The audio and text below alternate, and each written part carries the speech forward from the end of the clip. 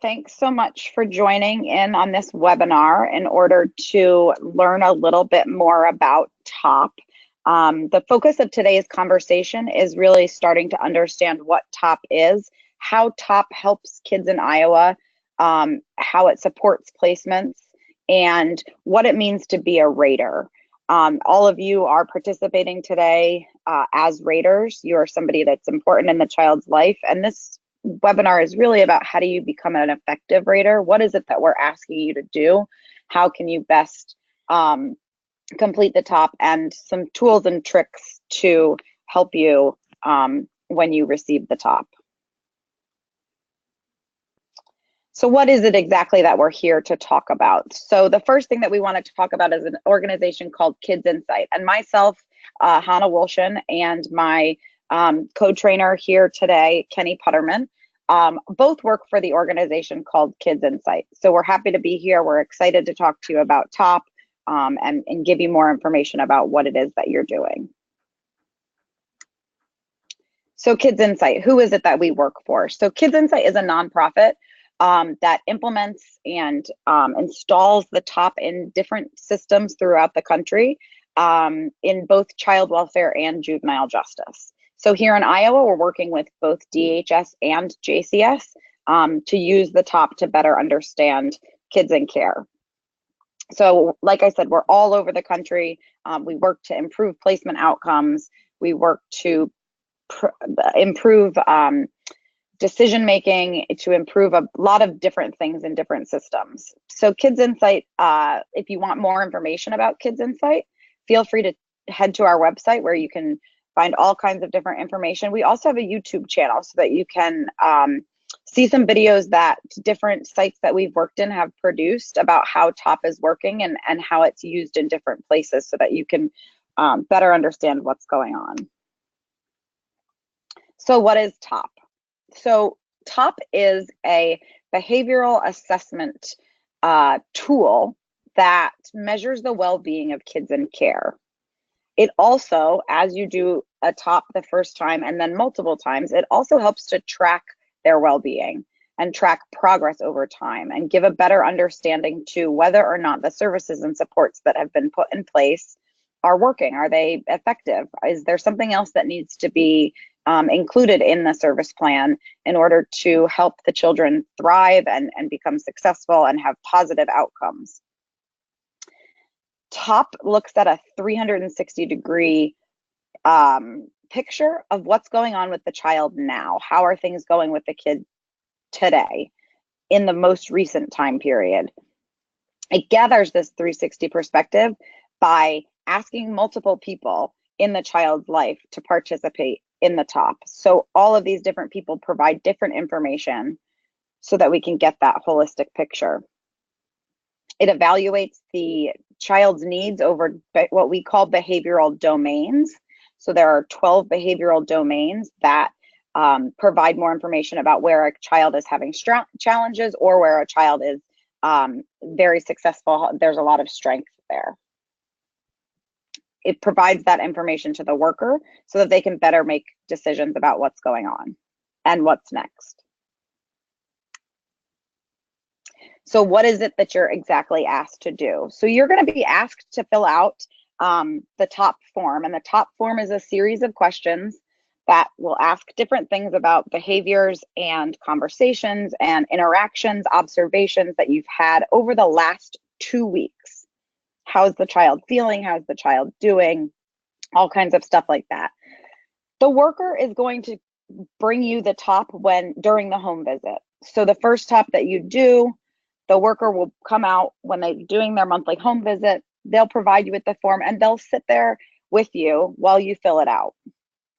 So if you have questions, if you're confused about anything, if you can't remember what we're talking about today, the worker will be there to help. In the future, there are 2 other ways besides a paper form that the TOP can be administered.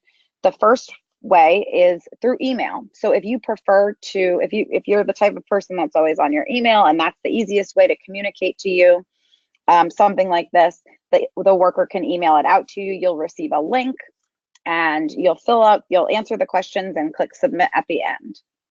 The third way is on the worker's computer or tablet. So if they are, if they bring their computer or tablet during the home visit, you could fill it out right there. And it's very similar to the emailed form, or if you're in the office for something and you want to fill it out on the worker's computer there, that's totally fine. Either way, just let your worker know what you're most comfortable with. So you are, when you participate in TOP, you are what we call a rater. So they're all of the different people in the child's life, and this is how we get that 360 perspective. So do I need to be trained in administering the TOP or completing the TOP form? Nope, not at all. So, you know, other than this training, which is really about how to become an effective rater, you don't need any training at all to complete the TOP. You're just answering the questions to the best of your ability with the knowledge that you have about the kiddo. Okay, thank you. Yep. So how can TOP help Iowa kids? So what is it exactly that we're here to do in Iowa? So right now we're using TOP in both DHS and JCS on kids aged 5 to 18 who are in placement. So we're really focusing on improving placement outcomes by understanding their well-being in the placement that they're in any future placements, and tracking that over time to see whether things are getting better for those kiddos or are getting worse. As I mentioned a little while ago, we are really focused on making better decisions for the kiddos. So having more information so that we can better understand what the next steps are. And once we take those next steps, we can better understand whether those are helping. We want to ensure that the child is receiving appropriate services to meet their needs. And we recognize that those are individual needs that the child has. So every child doesn't look the same. They all need different things. And so TOP will help us to understand what each child needs on an individual basis.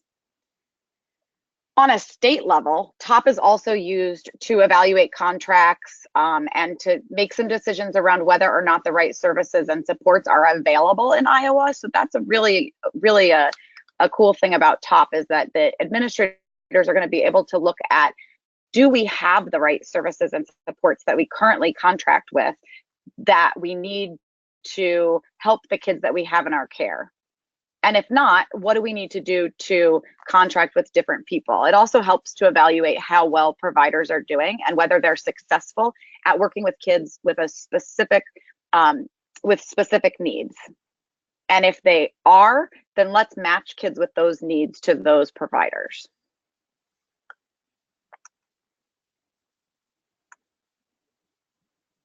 All right, so Hannah talked about this term rater and how we're here today to really learn more about how to be an effective rater. So what's the key to being an effective rater? Let's take a look. So as Hannah mentioned, you're being asked to rate and to participate in completing the TOP because you have a significant and recent relationship with the child. So we want to capture your voice. We want you to be heard at the table. As Hannah mentioned, the form can be completed on paper. So your worker is going to bring the paper copy of the TOP form to a home visit, to a staffing, at any juncture where they are seeing you face to face. It can be sent in a link to you via email, or it could be asked to complete the assessment directly on the worker's tablet or laptop. So if you happen to be visiting the worker at their office, or they are out in the field with their technology, you can absolutely complete the TOP in that regard. How long does it take, right? Time is very precious and we're all super busy. So your first opportunity to fill out the TOP form might take a little longer, maybe 10 minutes max. All the questions are going to be new to you, and we really want you to take the time to read through them and understand the questions. If you're not sure about what a question is asking or how to answer it, please ask your worker. They are there to assist you in completing the TOP form. After you get used to the questions and have completed the TOP form quite a few times, you'll probably be able to fill the TOP form out in about 5 to 7 minutes. So a really small amount of time. We really want to capture your opinion, and it's valuable information for the worker and the team to have regarding the child's well-being. When do you need to have the TOP form done? If you are emailed a link to complete the TOP, you should respond within 5 days. This is to make sure you and the other people, the other raters who are being asked to participate in TOP, are considering roughly the same 2-week period. So TOP is all about taking a current snapshot of a child's well-being. We don't want to focus on 6 months ago, a year ago. We want to focus on the child's well-being in the here and now. So it's really critical that all the raters are responding within the same 2-week period so that we have a most accurate portrayal of what's going on. A little bit more about the technical stuff in regards to being a rater. So for you to know, TOP is being completed every 90 days for children, both in DHS and GCS, ages 5 to 18 in placement. You may be asked to complete a TOP form before a family team decision-making meeting, before a court review, or at any other key decision point in a case. So TOP is across different jurisdictions in the country is being used at these key critical points in a case. This could be when a child is stepping down to a lower level of care, or if they're stepping up to a higher level of care, if they're being reunified with parents, if they're entering a community-like setting, any of these major life events or any team decision-making points where a big major decision is being made in regards to the child in the case, we would like a TOP to be done. It's important to get all of the team participants and the raters' perspectives to really capture how the child is doing in regards to this change. Most raters are asked to participate 3 or 4 times per year. So you're not going to be asked to complete the TOP every week or every month. It's really going to be in that integral cycle of the 90 days or at any key critical decision-making point in the case. Just remember, TOP is about getting information from multiple people so that we can better understand what's going on with the child and can make better informed decisions. I have a question. Sure. Are there right or wrong answers? That's a great question. So there are no right or wrong answers when completing the TOP form. Everybody who is asked to participate is going to have their own perspective and their own experience in regards to their relationship with the child. So there is no right or wrong. You should just fill out the TOP form based on what you know, based on your experience and relationship with the child. Answering the questions. And as Hannah mentioned, it's really important to only be thinking about the last 2 weeks when you answer the questions. We want to get the most accurate snapshot of the current well-being in the here and now. If you don't know the answer to one of the TOP questions, leave it blank. So we don't want you to just feel obligated to fill in something or to just pick something randomly. If you don't know it, that's okay. Leave it blank. Hopefully, because we're asking multiple people to fill out the TOP, somebody else might have that answer and somebody else could contribute that sort of information. If you choose the option and the answer of none, that means you have not observed that behavior at all. So that is saying that the symptomatology of that behavior you have not seen or heard of, and you are saying that it's not occurring at all. So if you don't know, just remember to leave it blank. Think about what's normal and age-appropriate behavior for a child when you're answering the questions. Hannah, can you give me an example of this? Sure, of course. A lot of people ask about what we mean by age-appropriate. What does that look like for different kids? And the best example that I have is, when kids go to the playground, different things happen. And if as a rater, you're filling out the TOP and you come across the question that says hurt him or herself, and you're thinking about the last 2 weeks and, your things that have happened, things that have gone on, and you remember back to the time that Johnny fell at the playground and, he was running too fast, he tripped and he fell and he scraped his knees and, he's got a couple bumps and bruises, but, all in all, Johnny's okay. That's normal for a child Johnny's age. Say Johnny's 5. That's something that happens frequently to kids that age. They're excited, they're moving quickly, they're just, they're ready to play.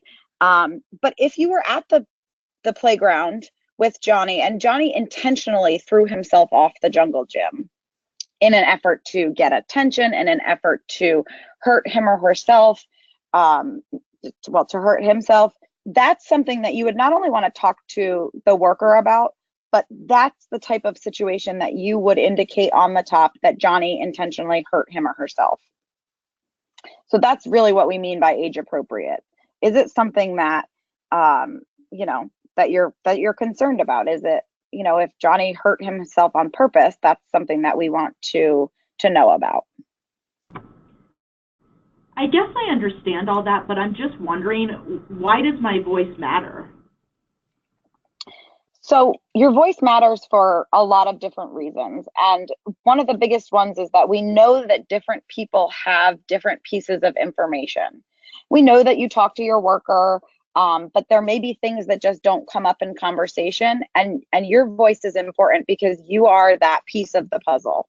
So if we have if we think about it as each person is a piece of the puzzle isn't whole without all of the different pieces. So each person is a different piece, and you represent a large chunk of the relationship, you know, of the child's well-being and of the information that we have about what's going on with the kiddo. That makes sense.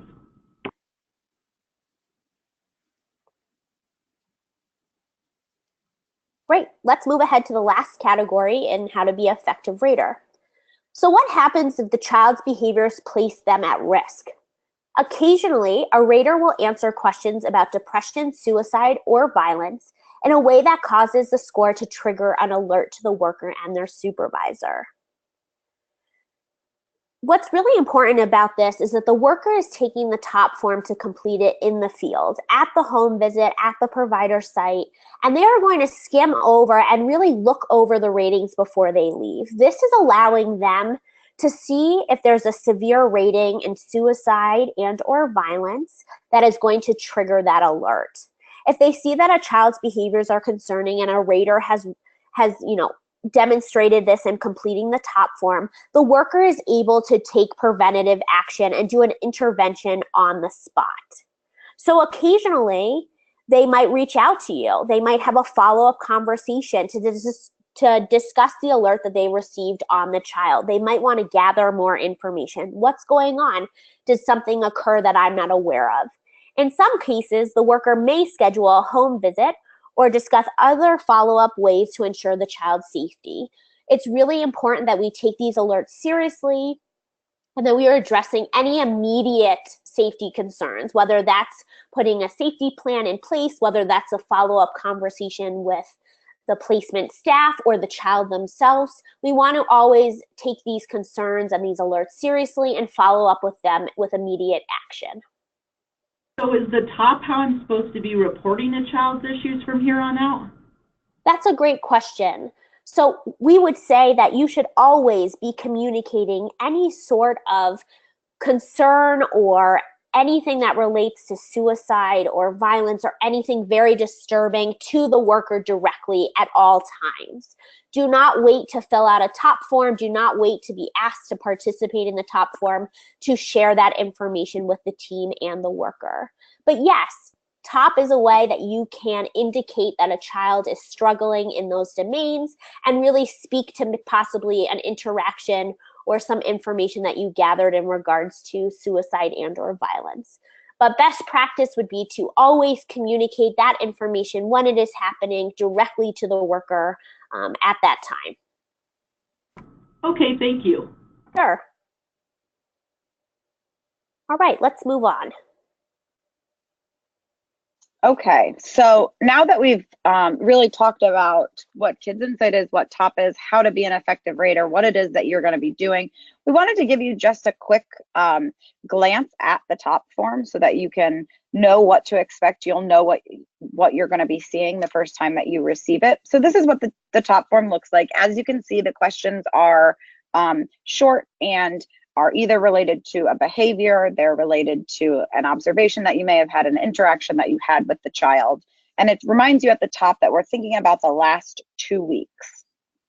The scale for how you answer is all through none, but don't spend a lot of time getting hung up on whether it was a little of the time or some of the time.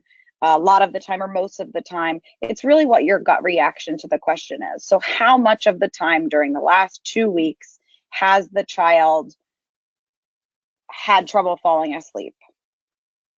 Whatever you think of right off the top of your head, go ahead and fill out that answer. As we mentioned earlier, if you don't know the answer, just go ahead and leave it blank. I have a question. A lot of my clients are Spanish speaking. Does the form come in Spanish?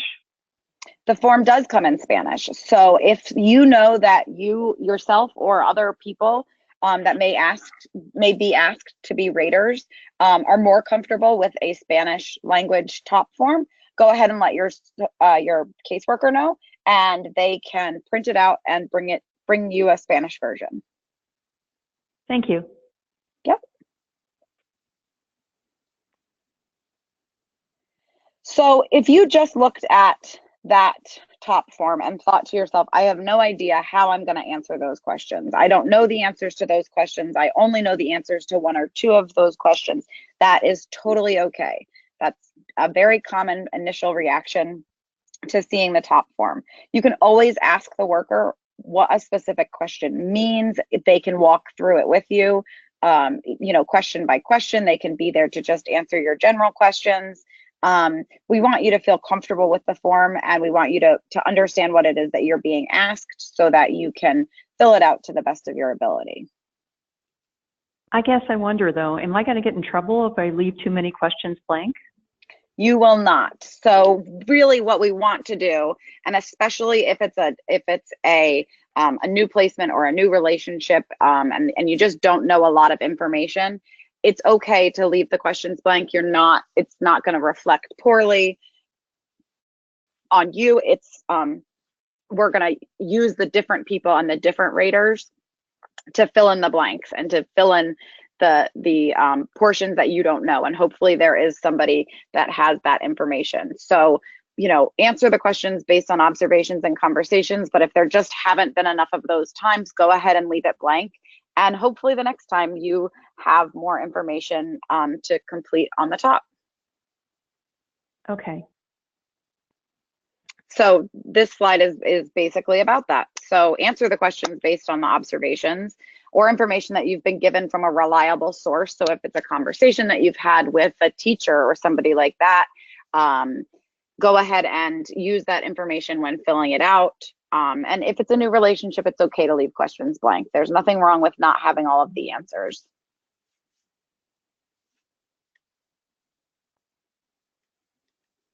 Great. And as Hannah mentioned, the more familiar you get with completing the top form, the more comfortable you'll feel with the questions. And perhaps in your interactions and experiences with the child, you will be thinking about your interaction differently. It might prompt you to ask some questions and interact with them in a different way. So, top has a learning curve. It's just about feeling comfortable with the top questions. And once you have participated and all of the other raters have participated and completed their top forms, it produces what we call a multi-rater report. So we're going to take a couple seconds to really just look over what a multi-rater report is. How do you read it? So as you can see on the left, going vertically down is the domain. So that's where you're going to see the domains of well-being. You can see that there's a visual graphic, right? So there's a healthy in the green, there's mild with yellow, moderate with orange, and red with severe. This is going to show you where all the raters' perspectives are falling on the multi-rater report. So then is TOP only focused on negative behaviors? TOP is not only just focused on negative behaviors. So TOP really wants to look at strengths. What are areas of domains in the well-being that are falling in the healthy range? Where is their team consensus? Where is, what domain is this child really doing well in? And we want to acknowledge those, and we want to recognize that there are some domains of well-being in the healthy range. So yes, we are going to focus on kind of the mild, moderate, severe in terms of taking preventative and immediate reactive action steps, but we also really want to acknowledge and commend a child if they have domains of well-being in the healthy range. That's a great question.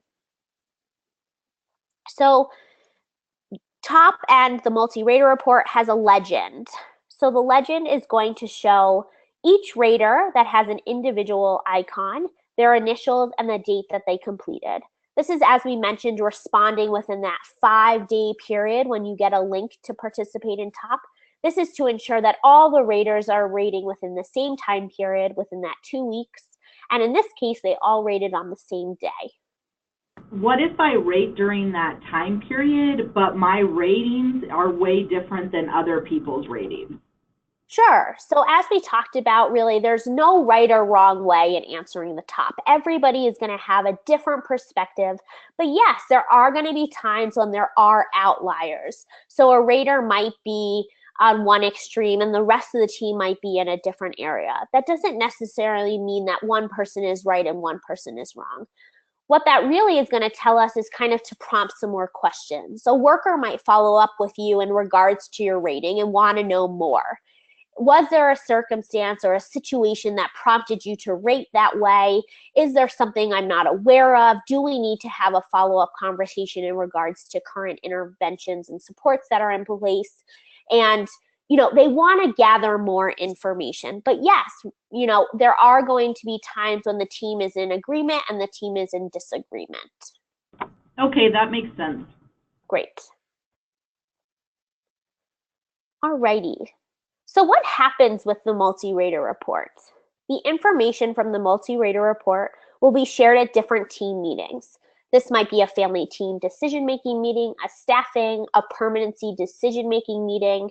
We want to make sure we're using the information we're gathering from all the raters to better inform our decision-making in regards to the child.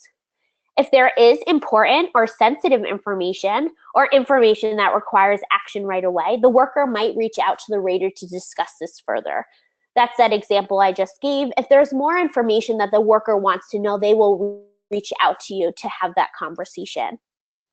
You may not get a copy of the multi-rater report, but the results and the information will be shared with you. If you're curious about the multi-rater report and would like to see it or like to go over it, ask your worker and they will be more than happy to share it and go over it with you.